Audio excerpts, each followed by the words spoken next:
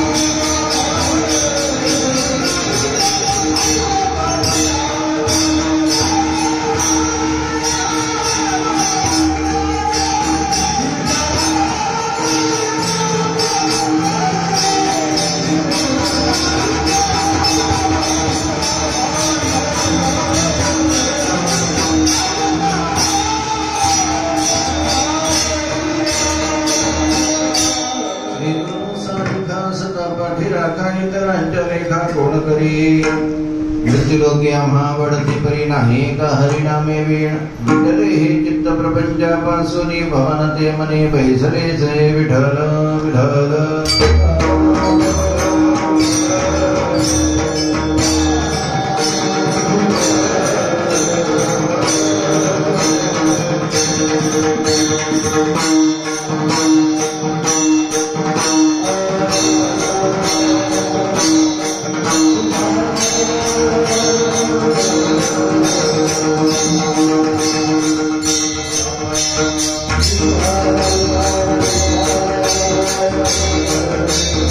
Thank you.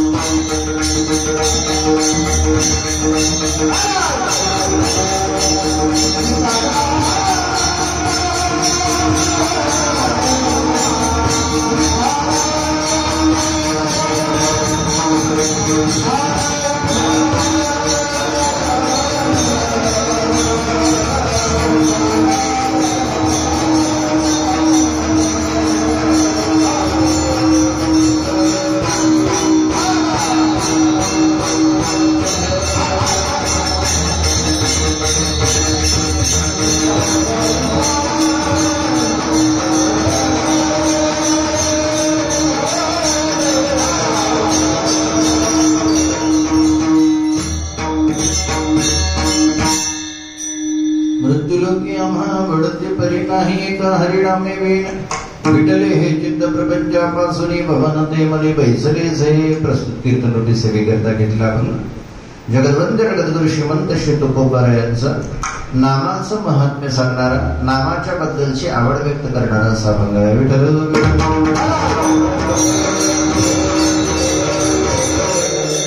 प्रतिवर्षी आपला चालू असलेला अखंड हरिनाम सप्ताह, या हरिनाम सप्ताहातल्या पहिल्या दिवसाची कीर्तनाची सेवा आणि पहिल्या दिवसाचं साधारण नाम किंवा रूपाचं चिंतन करावं. त्या योगानं नामाचा विचार, नामाचं चिंतन आपल्याला करायचं. जगतामध्ये विचार करत असताना जो जो जीव आहे त्याला त्याला मन असतं आणि ज्याला ज्याला मन असतं त्याला त्याला आवड असते. म्हणजे साधारण आपण जर विचार करायला लागलो तर प्रत्येकांना आवड असते आणि आवडीचा विचार करत असताना प्रत्येकाची आवड मात्र सर्वसामान्य सगळ्यांची आवड एकसारखीच असते असं नाही. प्रत्येकाची आवड निरनिराळी असते.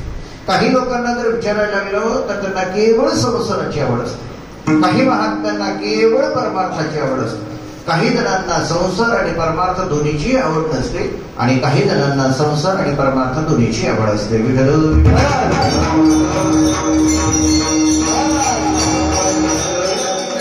चारवाकासारखा जो असतो, चारवाकासारख्यांना विचारलं तर त्यांना आपण विचारलं तर केवळ संसाराची आवड आहे. जीवतोची देव भोजन ते भक्ती मरण ते मुक्ती पाखंड्याचे. जोपर्यंत जीवन जगत असतो यावत जीवे सुखं जीवेत ऋणं कृत्वा घृतं पिबेत भस्मीभूतस्य देहस्य पुनरागमनं ततः. असा म्हणणारा चारवाक, या चारवाकांना जर विचारायला लागलं केवळ संसाराचे असेल की बाबा आपण संसार करत असताना आपल्याकडे पैसा अडका राहणार नाही, कसं करायचं? तो म्हणतो कुठून तरी ऋण काढा आणि ऋण काढून तुम्ही आनंदानं पोटभर खा प्या आराम करा मजा करा म्हणा. आपण ते ऋण काढल्यानंतर फेडायचं कसं? तो म्हणायला लागला यावत जीवे सुखम जीवेत ऋणं कृत्वा घृतं पिबेत. पण विचार करा, त्यांनी सांगितलं आपण हे ऋण फेडायचं कसं? दुसऱ्याकडनं घ्यायचं, तिसऱ्याला द्यायचं, तिसऱ्याकडनं घ्यायचं, चौथ्याला द्यायचं, असं करत आयुष्य ढकलायचं. कधीतरी ते फेडावं लागेल, पुन्हा जन्म घेऊन यावं लागेल, ते ऋण फेडावं लागेल. तो म्हणतो कुठलं फेडणं, कुठला जन्म? यावत जीवे सुखं जीवेत ऋणं कृत्वा घृतं पिबेत भस्मीभूतस्य देहस्य पुनरागमनं ततः. एकदा मेल्यानंतर पुन्हा जन्म नाही असं म्हणणारा चारवाक केवळ संसाराची असेल, त्या संसाराची आवड आहे. विठ्ठल विठ्ठल.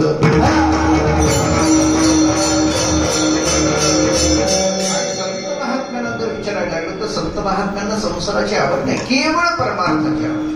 परमात्म्याच्या शिवाय जगतामध्ये दुसरा कोणी नाही. न झाला प्रपंच आहे परब्रह्म असे म्हणणारे, रज्जू सर्पाकार भासलेले जगदंबर म्हणणारे संत महात्मे. आणि या संत महात्म्याला जगतामध्ये जिथं जिथं दृष्टी जाईल, जे जे दृष्टी दिसे ते ते हरिरूप वासुदेव सर्वमिती स महात्मा सुदुर्लभ. अशा मानणाऱ्या संत महात्म्याला केवळ परमार्थाची आवड, संसाराची आवड नाही. विठ्ठल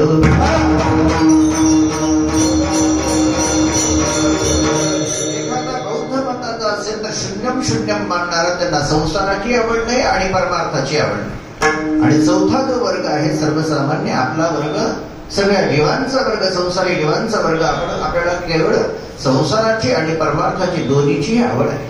पण प्रामुख्यानं संसाराची आवड ही परमार्थाच्या आवडीसारखी शुद्ध आवड नाही, तर संसार आपला सुखरूप व्हावा, संसार चांगला व्हावा म्हणून परमार्थाची आवड आहे. पण प्युअर परमार्थाची आवड नाही.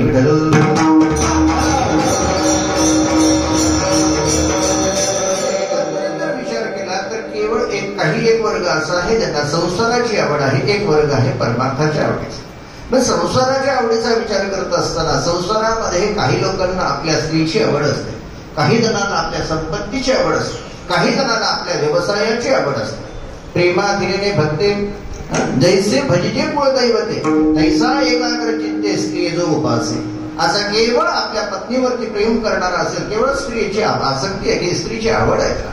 काही लोकांना एवढ्या संपत्तीची आवड आहे. चमडी जय परदमडी न जय म्हणणारे सर्व भावे लोभ्या आवडे हे धन. आम्हा नारायण पुढचं सोडून द्या, पण सर्व भावे लोभ्या आवडे हे धन. असा ज्याची केवळ संपत्ती आवड आहे. आणि तिसरा वर्ग आहे आपल्या व्यवसायावरती. सायासी करीसी प्रपंच दिनसी हरिसी न भजसी कोण्यामुळे ज्ञानोत्तर सांगतात तशा पद्धतीने केवळ रात्रंदिवस आपला व्यवसाय कसा वाढेल, याच्यातून उत्पन्न कसं वाढेल, त्या व्यवसायाचीच आवड जपणारे असा एक वर्ग आहे.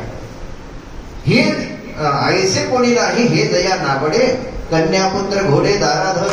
हे प्रत्येकांना आवडणारे हे संसाराचं विचार आहे.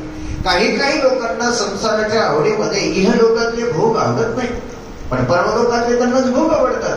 म्हणून संसारी जन्मिले यांनी आगादी कर्म केले मग स्वर्ग सुख भोगिले मनोहर. इथलं आवडत नसेल एखाद्याला चहा, पण स्वर्गातला अमृत आवडत असेल. इथल्या एखाद्याला स्त्री आपली आवडत नसेल, पण स्वर्गातली अप्सरा रंभा उर्वशी आवडत असेल. पण आवड ही कुठली असते असं इथं इहलोकातली असेल किंवा परलोकातली असेल, ही आवड आहे संसाराची. या संसाराच्या आवडीचा विचार करत असताना संसाराची आवड तुकोबाराय सांगतात आम्हाला हे संसाराची आवड नाही बघा. मग काही संत महात्म्यांना विचारत असताना संत महात्म्यांची आवड जी आहे केवळ आणि केवळ परमात्म्याचीच आवड आहे. विठ्ठल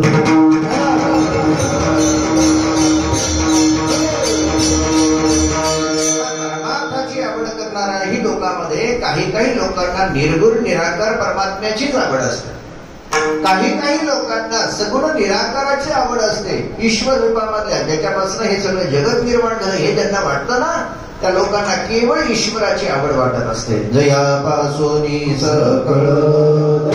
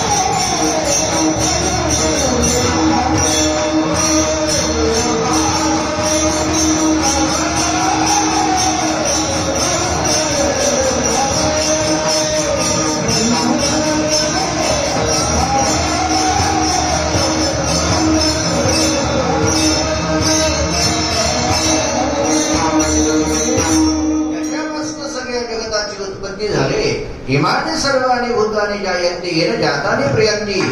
असं ज्याच्यापासून हे सगळं जगत सगळ्या जगाचा उपादान आणि निमित्त कारण असणारा परमात्म्याला पाहिल्यानंतर वाटतं की बाबा ईश्वरावरती ईश्वराची आवड निर्माण होते. दयापासून सकळ महिमंडळ हे झाले तो एक पंढरीचा राणा मना माझे स्मरावा. त्या परमात्म्याची आवड निर्माण होते.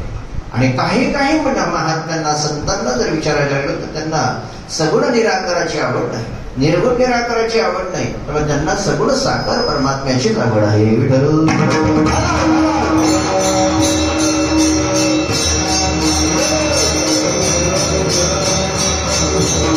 सगुण साकार परमात्म्याची आवड ज्या महात्म्याच्या अंतःकरणामध्ये आहे, तर सगुण साकार परमात्म्याची तरी एक रूप आहे का हो देवाचं.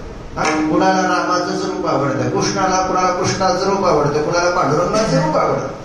हनुमंतरायांना जर विचारलं तर हनुमंतरायांना कृष्ण रूप आवडतं का हो? नाही. सगळ्या पद्धतीनं हनुमंतरायांना केवळ प्रभू रामचंद्रांचंच रूप आवडतं.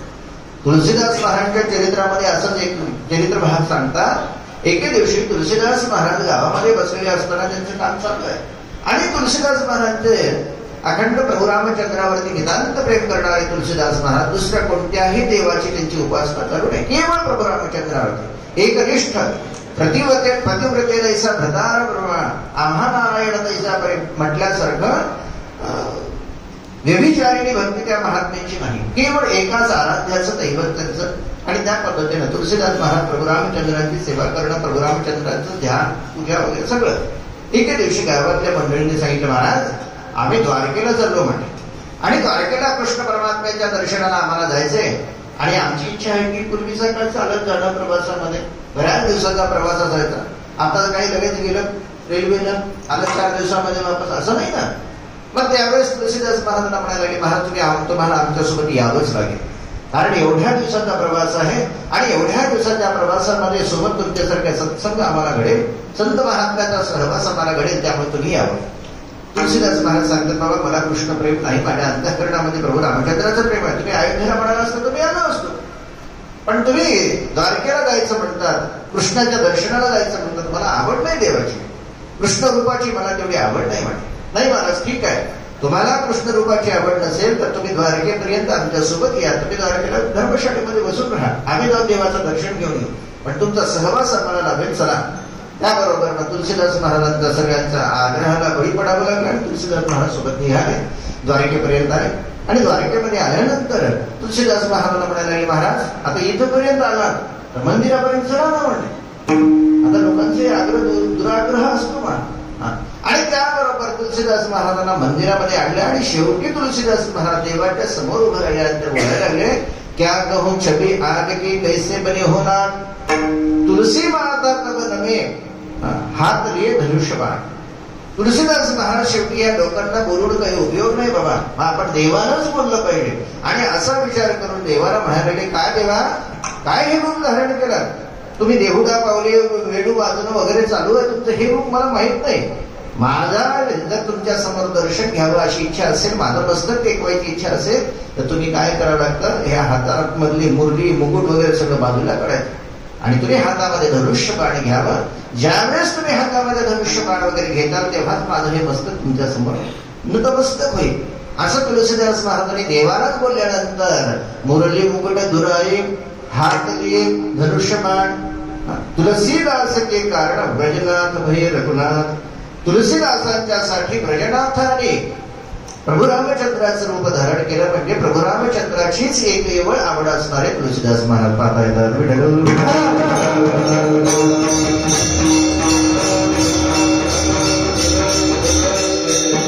पण तशा पद्धतीनं जर आपण काही महात्म्यांना केवळ प्रभू रामचंद्राच्या रूपाची आवड आहे, काही जणांना कृष्ण रूपाची आहे. नामदेवरायांना जर विचारायला लागलं तर नामदेवरायांची आवड काय आहे हो? नामदेवराय सांगतात, मला केवळ तेच रूप आवडते बाबा, बाकी मला कोणतंही रूप आवडत नाही. जे पुंडलिका पुढे उभे असे, जे पांडुरंग परमात्म्याचं रूप आहे, पुंडलिकरायाच्या समोर जो विटेवरती आपण कटेवरती कर ठेवून विटेवरती उभा असलेला पांडुरंग परमात्म्याचंच मला आवडतं रूप, बाकी कोणतंही रूप आवडत नाही. मग असा विचार करत असताना, एका पांडुरंगाचीच आवड व्यक्त करणाऱ्या महात्म्यांचा विचार करत असताना, त्याही महात्म्यामध्ये काही लोकांना देवाच्या रूपाची आवड आहे, काही लोकांना देवाच्या धामाची आवड आहे, काही लोकांना देवाच्या चरित्राची आवड आहे आणि काही महात्म्यांना देवाच्या नामाचीही आवड आहे.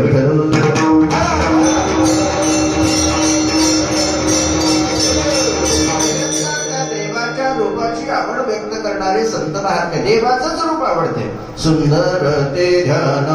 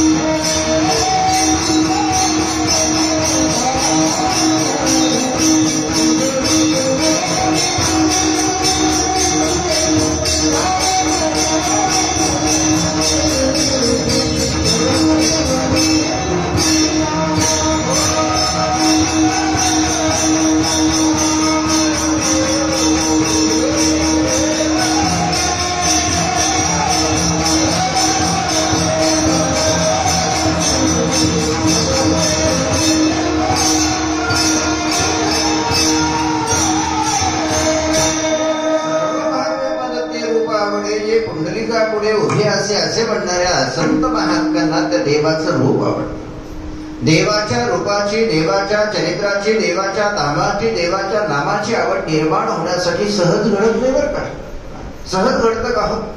ज्ञानोबरायाने सांगितलं, बहुता सुकृताची जोडी म्हणून विठ्ठली आवड.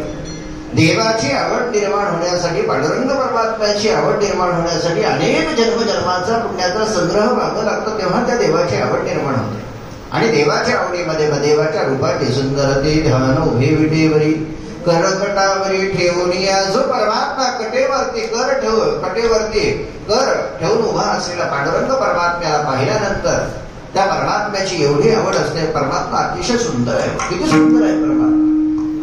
मागं मी कधीतरी सांगितलं असेल, नैषधीय चरित्रामध्ये नलराजा आणि दमयंतीचं चरित्र सांगितलंय. नैषधीय चरित्र, त्या नलराजा आणि दमयंतीच्या चरित्राच्या बाबतीमध्ये हर्षभीषण नावाच्या पंडितांनी ते चरित्र, जे कादंबरी लिहिली, त्यामध्ये त्यांचं म्हणणं आहे की दमयंतीचं ज्यावेळेस स्वयंवर होतं, त्या स्वयंवरामध्ये नलराजे वगैरे राजकुमार मृत्यूलोकातले होते, यात नवल नाही. स्वर्गाधिक इंद्राधिक देवांना, स्वर्गातल्या इंद्राधिक देवांना देखील ती दमयंती हवीशी वाटत होती, आपल्याला मिळावी वाटत होती. का?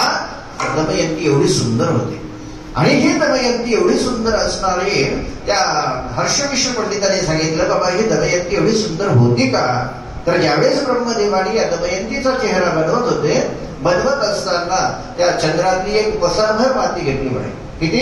एक पसाभर मुठभर माती चंद्रातली घेतली. त्याच्यामुळं त्या मातीनं या दमयंतीचा चेहरा बनवला. तर ह्या त्रिभुवनातल्या सगळ्या अनेक लोकांना, म्हणजे स्वर्गातल्या मृत्यू लोकातल्या लोकांना ते रूप आवडीचं निर्माण व्हायला लागलं.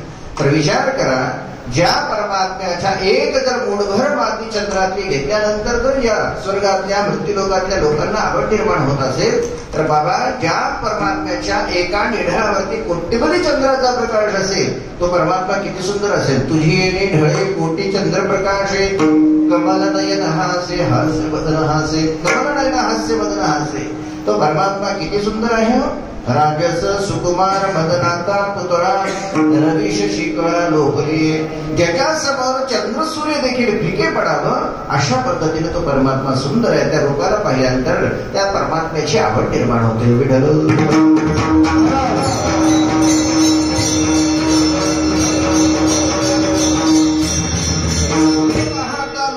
सुखधाने सागरी, असा हा परमात्मा, त्या रूपाची आवड निर्माण असते. काही लोकांना जर विचारायला लागलो तर बाबा त्या रूपाची जशी आवड आहे, तशाच पद्धतीने त्या परमात्मा ज्या ठिकाणी राहतो त्या परमात्म्याच्या धामाचीही आवड असते. बघा, ज्यावेळेस आपण वारी आली, आषाढी कार्तिकी वारी आल्याबरोबर कुणाला घरामध्ये राहावं वाटतं का? आपल्या पेरणीचे जर दिवस जरी असले, तर जो शुद्ध वारकरी असतो, तो शुद्ध वारकरी पेरणीचा विचार न करता, कशाचाही विचार न करता थेट आळंदीला जातो आणि ज्ञानोबरायांच्या पालखीसोबत पंढरी क्षेत्रामध्ये येत असतो. त्याला कुठल्या संपत्तीचा वगैरे कशाची आवड नाही. संपदा सुहळ नावडे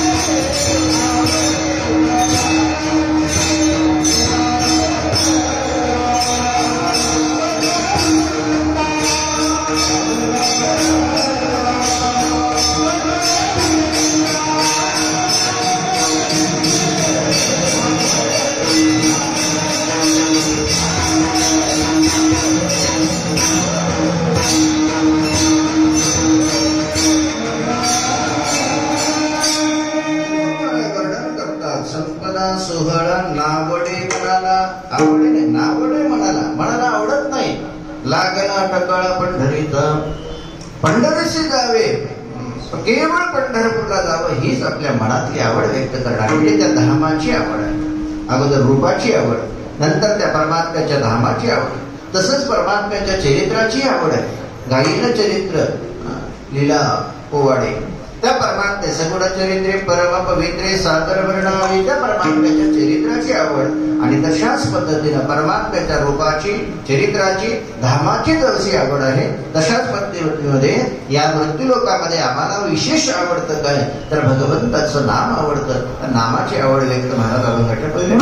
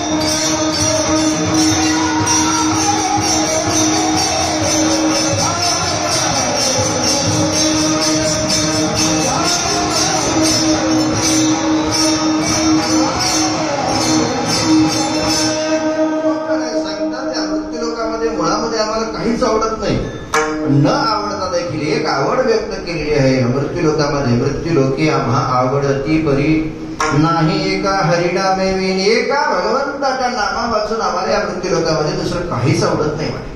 भगवंताच्या नामाची आवड व्यक्त करत असताना तुकोबाराने सांगितलं या मृत्यूलोकामध्ये देवाचं नाव तेवढं आवडतं, बाकी मृत्यूलोक आम्हाला आवडत नाही. अहो या मृत्यूलोकाची एवढी आवड आपल्या तुकोबारायांना जशी आहे तसं स्वर्गाधिक देवांना देखील या मृत्यूलोकामध्ये यावं वाटतं ना. स्वर्गेचे अमर इच्छिताती देवा मृत्यूलोकी व्हावा जन्म.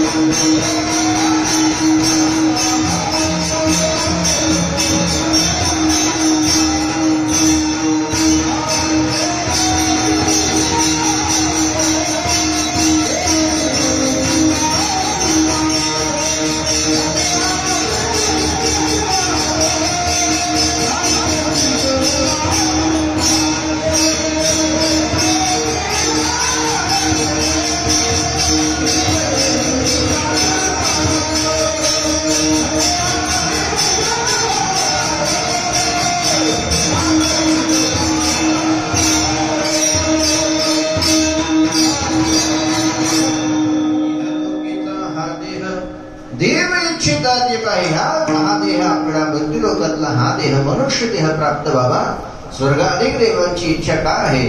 नारायण नाम होऊ जीवन मुक्त, कीर्तनी अनंत गाऊ गीते. इथं आल्यानंतर आपल्याला त्या देवाचं नाम स्मरण करता येते. म्हणजे स्वर्गामध्ये देखील नामस्मरण घडत नाही. कारण स्वर्गाधिक देहांचा विचार करत असताना, त्या मनुष्यापेक्षा इतर देहांचा विचार करत असताना हे केवळ भोगभूमीची देह आहे. इथं नवीन कर्म काही निर्माण करता येत नाही. म्हणजे जिथं नामस्मरण घडत नसेल म्हणून स्वर्गाधिक देवांना देखील इथे यावं वाटतं का? त्या देवाचं नामस्मरण करता येत. असं हे भगवंताचं नामस्मरण अत्यंत महत्वाचं आहे. म्हणून तुकोबराने सांगितलं, मृत्यूलोकी आम्हा आवडती परी नाही एका हरिनामे वेळ. एका भगवंताच्या नामावाचून, एका भगवंताच्या हरिनामावाचून दुसरी काही आवड नाही. भगवंताचा हरिनाम फार महत्वाचा. त्या भागवतामध्ये असा विचार सांगितला, हरिहरती पापानी दुष्टचित्तही अभिस्मृतः. भगवंताचं हरिनाम घेतल्यानंतर कितीही दुष्टचित्ताचा मनुष्य असेल तरी त्याचं सगळं पाप भगवंताच्या नामानं जातं. भगवंताच्या नामामध्ये अलौकिक शक्ती आहे. नामनोस्ति यावती शक्ती हे पाप निर्हरणे हरे हे न तावत कर्तुं शक्नोति पातकं पातकी जनाः. पापी जेवढं पाप निर्माण करू शकत नाही, जेवढं पाप करू शकत नाही तेवढं पाप जाळण्याचं सामर्थ्य भगवंताच्या नामामध्ये. अहो विचार करा, एखाद्या ठिकाणी 1,00,000 गवताच्या पेंड्या ठेवलेल्या आहेत. किती? 1,00,000. आणि या गवताच्या पेंड्या जाळण्यासाठी आपल्याला किती काड्यापेटी न्यावं लागतं? एका काडीपेटीतली एक काडी पुरुषी आहे. एक काडी ओढून टाकल्यानंतर लाख नाही कोट्यवधी जरी गवताच्या पेंड्या असतील तर जळून भस्म होत असते.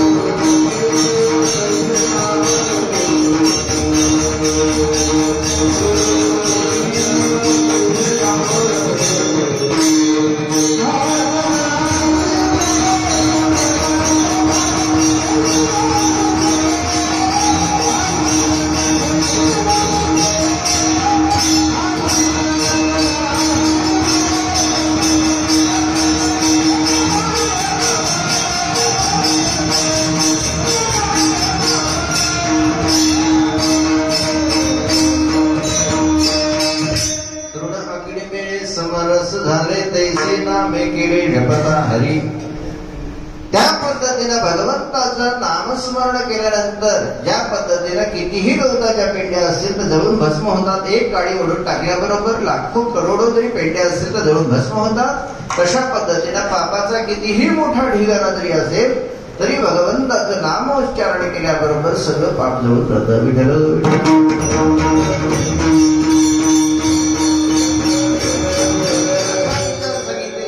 एखाद्या ठिकाणी त्या चुलीमधला एखादा निखारा पडलेला असेल, चुलीतला एखादा कोळसा वगैरे ठिणगी पडलेली असेल आणि त्या कोळशावरती निखाऱ्यावरती एखाद्याचा चुकून पाय पडला, जाणून बुजून नाही, चुकून पाय पडला, तरी चुकून पाय पडला म्हणून तो कोळसा काय पोळाचा थांबतो का? हो नाही. तो कोळशाचा धर्मच आहे, पोळण्याचा अग्नीचा धर्म आहे. तशा पद्धतीनं ते पोळणारच आहे. आणि एखादा जाणून बुजून पाय दिला तरी त्याला पोळणारच आहे. जो अजाणतेपणानं पाय देईल किंवा जो जाणून बुजून पाय देईल कोळशावरती त्याला जसा कोळसा पोळणार आहे, अग्नी पोळणार आहे, तशा पद्धतीने जो जाणतेपणानं देवाचं नामस्मरण करेल किंवा अजाणतेपणानं देवाचं नामस्मरण करेल त्याचा दोघांचाही उद्धार भगवंताच्या नामानं होणारच आहे. विठ्ठल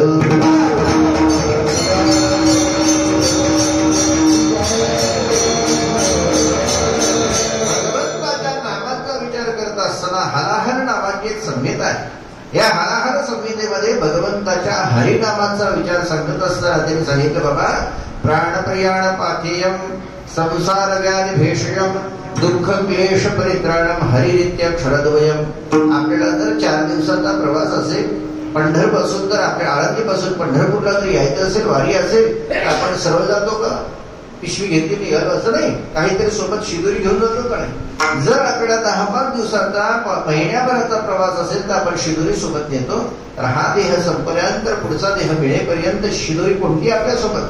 तर भगवंताचं जे नामस्मरण केलेलं हरिनाम वगैरे उच्चारलेलं आहे त्या नामाची जी पुण्याची शिदोरी आहे तीच आपल्यासोबत येणारी आहे. प्राणप्रियाण पाथेयम संसार व्याधी भेषजम. संसार रूपी आधार घालवायचा असेल तर दुसरं काय आहे?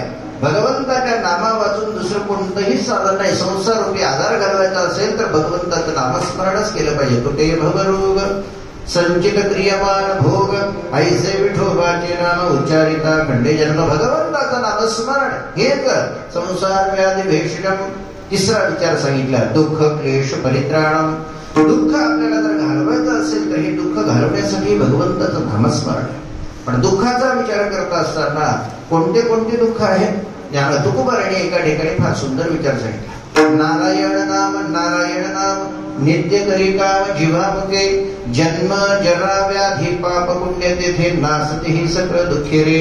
मनुष्याच्या जीवनामध्ये एक जन्माचं दुःख असतं, दुसरं म्हातारपणाचं दुःख असतं, तिसरं जन्म जरा व्याधी आजारपणाचं दुःख असेल, चौथं आहे पापाचं दुःख असेल किंवा पुण्याचंही दुःख निर्माण होत असेल. हे पापाचं पुण्याचं जन्माचं सगळ्या म्हातारपणाचं सगळं दुःख भगवंताच्या नामानं जात असते. विठ्ठल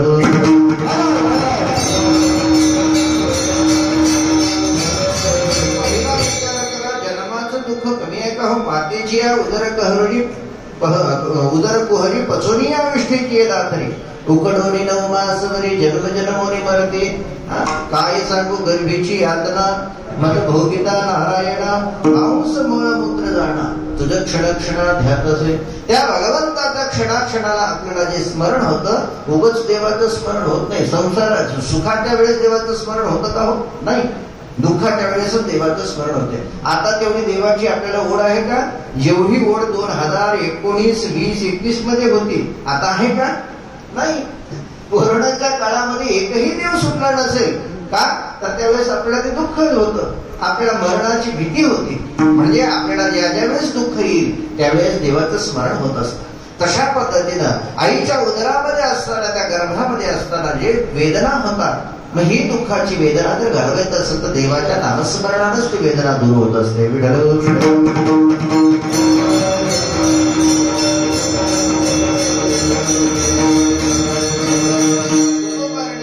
तुकामणे नाम त्याची आठवावे, येणे विसरावे जन्म दुःख. भगवंताचं नामस्मरण केल्याबरोबर आपल्याला जन्माचं दुःख निवृत्त होत असतं. दुसरा विचार करा, म्हातारपणाचं दुःख कमी आहे का? हो, म्हातारपणाची अवस्था तुकोबाराने व्यक्त केलेली आहे. म्हातारपणी थेटे पडसा खोकला, हात कपाळाला लावणी बैसे, खोबऱ्याची वाटी झाले असे मुख, गळत असे नाक श्लेष्मपुरे. तुकोबाराने या अत्यंत विचारपूर्वक हा विचार सांगितला. बाबा, एखादा म्हातारा मनुष्य असेल त्याची अवस्था काय? तारुण्याची अवस्था वेगळी असते आणि म्हातारपणाची अवस्था वेगळी असते. जेव्हा तारुण्यात त्याच्या ठिकाणी रक्त अंगामध्ये सळसळतं त्यावेळेसची अवस्था वेगळी. पण जसं जसं म्हातारपण यायला लागतं तसं हळूहळू एखादा वृद्ध झालेला 80-90 वर्षाचा म्हातारा झाल्याबरोबर त्याची अवस्था बघा काय. डोक्याला हात लावून बसलेला असतो, सतत खोकला असतो, कुठे थुंकत असतो, नाक सतत गळत असतं. हिची अवस्था सगळी पाहत असताना शेजारी म्हणते मरेना का मेला आणीला कांटाळा येणे आम्हा. ही म्हातारपणाची अवस्था पहिल्यांदा तुकोबाराने सांगितलं. बाबा, आपल्याला जर म्हातारपणाचं दुःख भोगायचं असेल तर काय केलं पाहिजे? तुका म्हणे विठ्ठल विठ्ठल.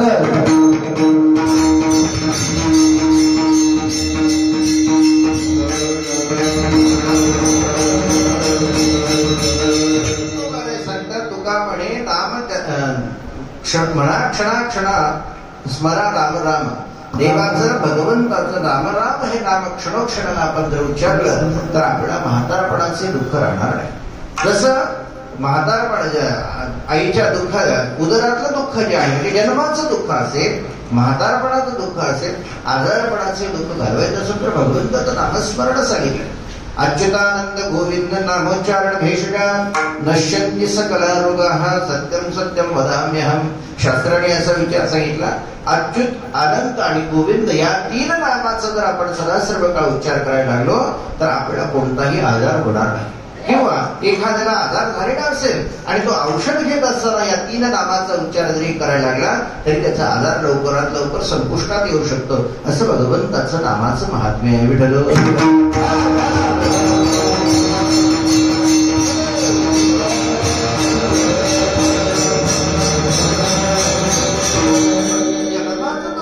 म्हातारपणाचं दुःख असेल, आजारपणाचं दुःख असेल आणि पापाचंही दुःख जरी असेल तर पापाचं दुःख कमी आहे का? पापाचे कळप पळते पुढे. देवाचं नाम स्मरण केल्यानंतर पाप शिल्लक राहत नाही.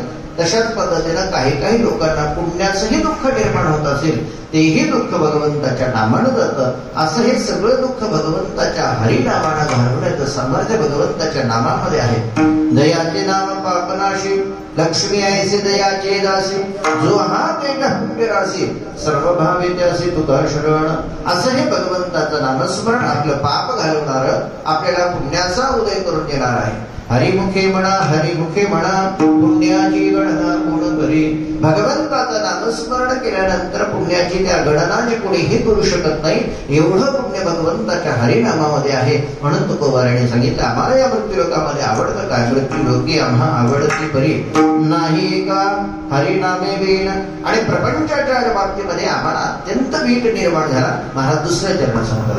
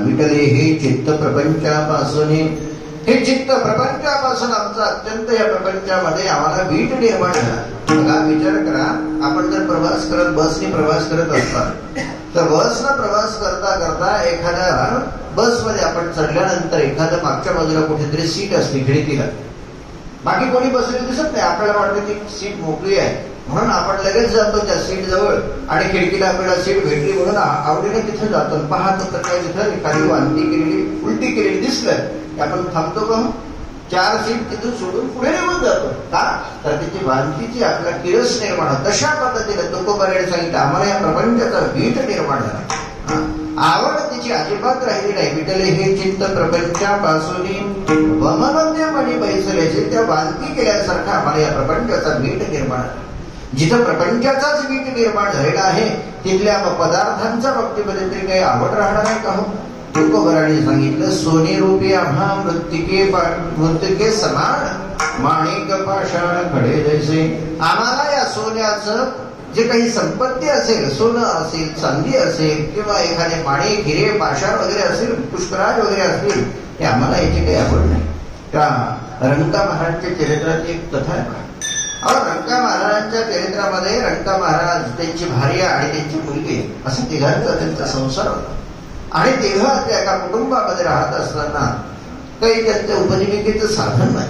आणि अशा अवस्थेमध्ये रोज रानामध्ये जायचं, काहीतरी वाळलेली लाकडं जे असतील ते वाळलेली लाकडे आणायचे, त्याचे भोळी बांधून भारा आणायचा, बाजारामध्ये घेऊन विकायचं. त्याच्यामध्ये जे काही पैसे मिळतील त्याच्यावरती उदरनिर्वाह भागवायचा. असा त्यांचा दिनक्रम असताना रंका महाराजांनी आपल्या डोक्यावरती भोळी घेतली. त्यांच्या भार्येनेही डोक्यावरती मोही घेतली आणि त्यांची एक लहान मुलगी होती, तीही डोक्यावरती तो लाकडाचा भारा घेऊन यायला लागली.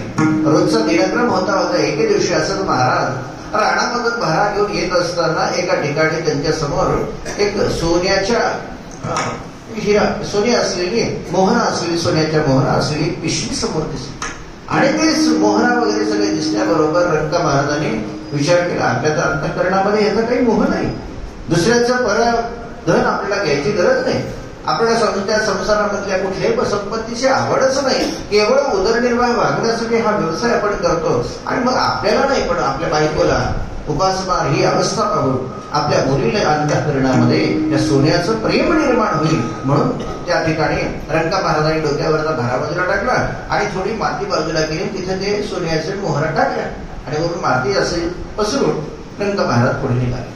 त्यांच्या भारेला थोड्या अंतरावरती 1-2 कासराभर अंतरावरती सगळी मंडळी एकामागे चालत होते. आणि अशा चालण्यामध्ये भारेनं पाहिलं इथे महाराज बसले, काहीतरी थोडा वेळ घालवला, नेमकं काय केले असेल पाहावं म्हणून तिने पाहिल्याबरोबर थोडी माती अशी वर आलेली, माती बाजूला केली, सोन्याच्या मोहरा दिसला. आणि म्हणले ह्या सोन्याचा मोह आपल्याला निर्माण होऊ नये म्हणून महाराजांनी केलं असेल. पुन्हा ते सोन्याच्या मोहऱ्यावरती पुन्हा माती टाकली आणि त्यांची रंका महाराजची भारी पुढे गेली. त्याच्या मागणं मुलगी आली आणि मुलीनं पाहिलं अरे बाबा आपले बाबाही इथं बसले, आई इथं बसली, नेमकं होतं का इथं पाहावं म्हणून दोघांच्याही अशा भरण्यामध्ये मातीचा थोडा ढीग निर्माण झाला. त्याबरोबर थोडं माती बाजूला केली आणि माती बाजूला केल्याबरोबर मोहरा दिसल्याबरोबर रंका महाराजांची मुलगी तिथं हात पाय आपटून जोरजोरात आक्रोश करून रडायला. रडत असल्याबरोबर दोघेही धावत आले. रंका महाराज त्यांची भार्या डोक्यावरचा भारा बाजूला टाकला आणि विचारायला बाई काय झालं का, पायामध्ये काटा मोडला, काय झालं, कोणी मारलं, काय झालं. त्याबरोबर तिनं म्हणायला लागली माझं कपाळ फुटलं. म्हणले काय झालं, कशा करता, अहो तुम्ही मातीवर माती टाकता, अजून काय पाहिजे. म्हणजे त्यांच्या समोर अशा महात्म्याच्या समोर हे सोनं आहे, हे चांदी आहे, हे तर पैसा निर्माण होत असेल हा विचार नाही. सोनं असू द्या, चांदी असू द्या किंवा एखादा माणिक, पुष्करा, हिरा, डायमंड काही जरी असलं हे सगळं मातीच आहे अशी भावना अंतःकरणामध्ये निर्माण तेव्हाच होते जेव्हा अंतःकरणामध्ये या प्रपंचाचा वीट निर्माण होत असतो.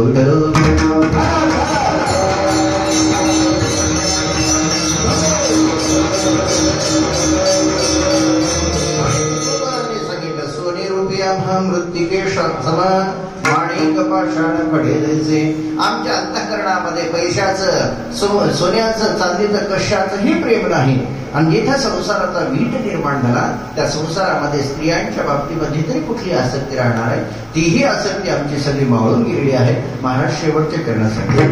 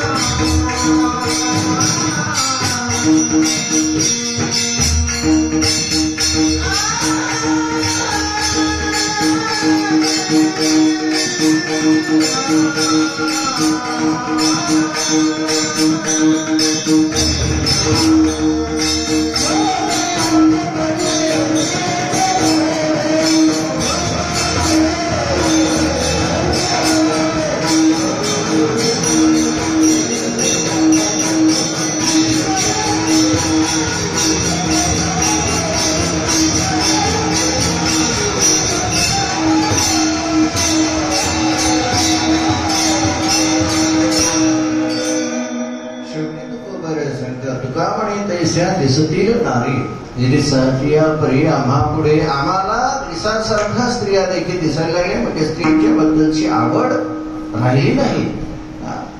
त्यांची घृणा निर्माण झाली. म्हणून तुकोबाराने सांगितलं याच प्रपंचाचा तिथं वीट निर्माण झालेला आहे. प्रपंचातल्या प्रत्येक पदार्थाचा प्रत्येक जीवाचाही आम्हाला वीट निर्माण झालेला आहे. केवळ या संसारामध्ये प्रपंचामध्ये आवडतं काय तर एक भगवंताचं नाम आवडतं. नामा वाचून दुसरं काही आवडत नाही. तसं चालू असलेला आपला अखंड हरिनाम सप्ताह. हरिनाम सप्ताहाचा आपला पहिला दिवस आणि पहिल्या दिवसाच्या कीर्तनकार महाराजांचे काम असतं काय की गाडी जरी मुळावर यायला उशीर झाली तरी सोडायचं वेळेवर. जबाबदारी पुढच्या महाराजांवर तशी नाही. 9 ते 11ची वेळ आहे. 11 वाजता बरोबर पहिल्या दिवसाच्या कीर्तनकारांनी कीर्तन सोडलं पाहिजे. या नियमानं झालेली सेवा भगवंताच्या चरणी समर्पित करतो. उत्तम गायक वादक मंडळी स्वतः हरिभक्तीपरायण पांडुरंग महाराज इथे बसून आहे. उत्तम गायक वादक मंडळी सहितच कीर्तनकार मंडळी आणि अजूनही तुमच्या गावातले नवीन कीर्तनकार सुरू झालेले आहेत. माऊलीचे एक दिवशी स्टेटस पाहिलं होतं. कीर्तन करायला होते नवीन एक कीर्तनकार झाले. अशा उत्तम आपल्या गावातला हा चालू असला अखंड हरिनाम सप्ताह अनेक वर्षापासून ज्यांनी ह्याच बीजारोपण केलेलं आहे अशा संत महात्म्यांच्या त्या कृपाशीर्वादानं चालू असलेला आपला अखंड हरिनाम सप्ताह असाच वाढता आपला कार्यक्रम होत राहावा.